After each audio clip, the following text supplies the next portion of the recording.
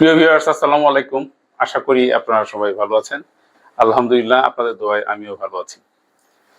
কিছুদিন পূর্বে আমি পাওয়ার সাপ্লাই নিয়ে একটা ভিডিও করেছিলাম এবং সেই ভিডিওটা বাংলাদেশের প্রত্যন্ত বিভিন্ন অঞ্চল থেকে যারা দেখেছিলেন এদের মধ্যে কয়েকজন আমাকে ফোন দিয়েছিলেন এবং বলেছিলেন যে স্যার, পাওয়ার সাপ্লাইটা নিয়ে আপনি কন্টিনিউ ভিডিও তৈরি করেন। তো এই ফোনের প্রেক্ষিতে আমি ডিসিশন নিয়েছি সামনের দিনগুলোতে পাওয়ার সাপ্লাই নিয়ে আমি নিয়মিত ভিডিও দেওয়ার চেষ্টা করব।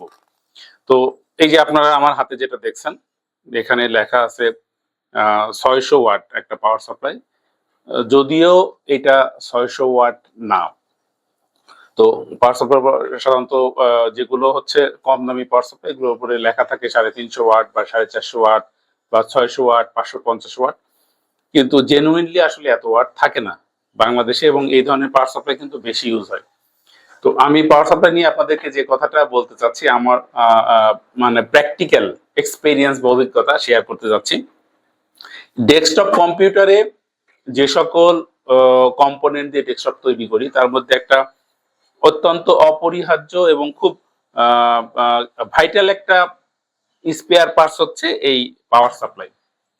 তো আমি পাওয়ার সাপ্লাই সার্ভিসিং করবো, এই বিষয়টা নিয়ে আগে আসলে কখনো চিন্তা ভাবনা করি নাই, কিন্তু রিসেন্টলি আমি মার্কেট থেকে, মানে যেখানে পুরাতন পাওয়ার সাপ্লাই পাওয়া যায় নষ্ট, মানে আউট অফ অর্ডার, যেগুলো 10টা কিনে নিয়ে এসেছিলাম।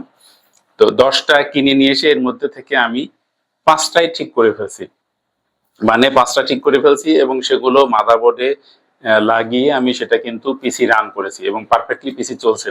তো তখন আমার মনে হয়েছে যে যারা আমার ভিউয়ার্স, তাদেরকে যদি আমি এই পাওয়ার সাপ্লাই সম্পর্কে একটা কনসেপ্ট বা ধারণা দিই, মানে ক্রমানুযায়ী, এবং একটা কনসেপ্ট দিই, তাহলে অনেকেই আগ্রহী আছে যারা আপনারা আমার ভিডিও দেখেন, তারা আপনাদেরও নিজের প্রচেষ্টায় আপনারা কিন্তু পাওয়ার সাপ্লাই ঠিক করতে পারবেন। হয়তো সবগুলো পারবেন না, কিন্তু 10-15টা পাওয়ার সাপ্লাই কালেক্ট করে আপনি যদি সেগুলো নিয়ে ট্রাই করেন ঠিক করার জন্য, আপনি আমার ধারণা 50% ঠিক করে ফেলতে পারবেন। আমি এই জন্য এই বিষয়টা কনফিডেন্স নিয়ে বলছি যে আমার ক্ষেত্রে এটা হয়েছে, সো আপনারাও পারবেন।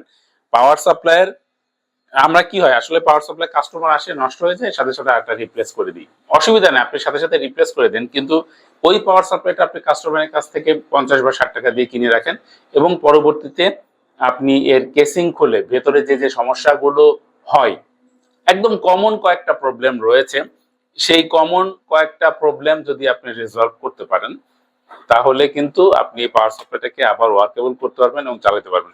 আমি জাস্ট একটু ধারণা দিই। আজকে আমি কেসিং খুলতেছি না, সামনের দিনে হয়তো কেসিং খুলে আপনাদেরকে সব পার্টস গুলো দেখাবো। আমি খুলে কিছু কিছু পার্টস আপনাদেরকে দেখাই। আপনি একটু এদিকে সামনে নিয়ে আসেন। এই যে ক্যাপাসিটর, তো ম্যাক্সিমাম ক্ষেত্রে দেখা যায় যে এই ক্যাপাসিটর গুলাতে প্রবলেম হয়। তখন আপনি যদি অন্য আরেকটা পাওয়ার সাপ্লাই থেকে ভালো ক্যাপাসিটরটা পিসিবি থেকে, প্রিন্টেড সার্কিট বোর্ড থেকে উঠায় যদি লাগাই দেন, আমি এরপরে দেখেছি যে এই পাওয়ার সাপ্লাই এই ক্যাপাসিটর লাগানোর পরে আমার পাওয়ার সাপ্লাইটা কাজ করতেছে। তারপরে এই ক্যাপাসিটর বিভিন্ন সাইজের রয়েছে, তারপরে এই যে এটা রয়েছে মসফেট, তারপরে এই যে ফিউজ রয়েছে। আমি দেখেছি, আমি এমনও পেয়েছি যে শুধুমাত্র ফিউজ গেছে, আর অন্য কোনো কিছু হয়নি, ফিউজটা শুধুমাত্র নষ্ট হয়ে গেছে, কিন্তু এই জন্য অনেকে পাওয়ার সাপ্লাইটা রেখে দিয়েছে। সো আপনি যদি আর একটা পাওয়ার সাপ্লাই থেকে ফিউজ একটা খুলে দিয়ে যদি লাগান, তাহলে কিন্তু ঠিক হয়ে যাবে। তারপরে দেখেন এই যে কিছু ডায়োড রয়েছে। তো এইগুলো আমি এর পরবর্তীতে খুলবো এবং খুলে এর ভেতরে 2টা সেকশন রয়েছে, প্রাইমারি সেকশন এবং সেকেন্ডারি সেকশন। মানে প্রাইমারি সেকশনটা হচ্ছে এসি ভোল্টেজের জন্য, এসি ইনপুট, এবং সেকেন্ডারিটা হচ্ছে ডিসি ভোল্টেজের জন্য।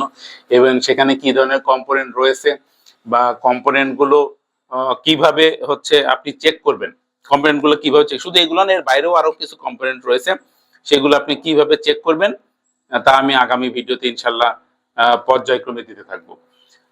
তো ভিউয়ার্স, আমার সাথেই থাকুন। আর আগামী ভিডিওতে আমি আপনাদেরকে যে বিষয়টা খুব ক্লিয়ারলি জানাই দেবো, সেটা হচ্ছে একটা পাওয়ার সাপ্লাই সার্ভিসিং করার জন্য কি কি ধরনের টুলস বা কম্পোনেন্টস আপনার লাগবে, তা আমি লিস্ট করে বলে দেব। এটা আমি অলরেডি কিনে নিয়ে আসছি এবং সেটা আপনারা যদি আগ্রহী হন, তাহলে সেগুলো কিনে ফেলবেন এবং সেগুলো নিয়ে কাজ করা শুরু করবেন। তো দেখা হচ্ছে আগামী ভিডিওতে। আজকের মতো এখানে শেষ করছি। আপনারা ভালো থাকবেন। খোদা হাফেজ।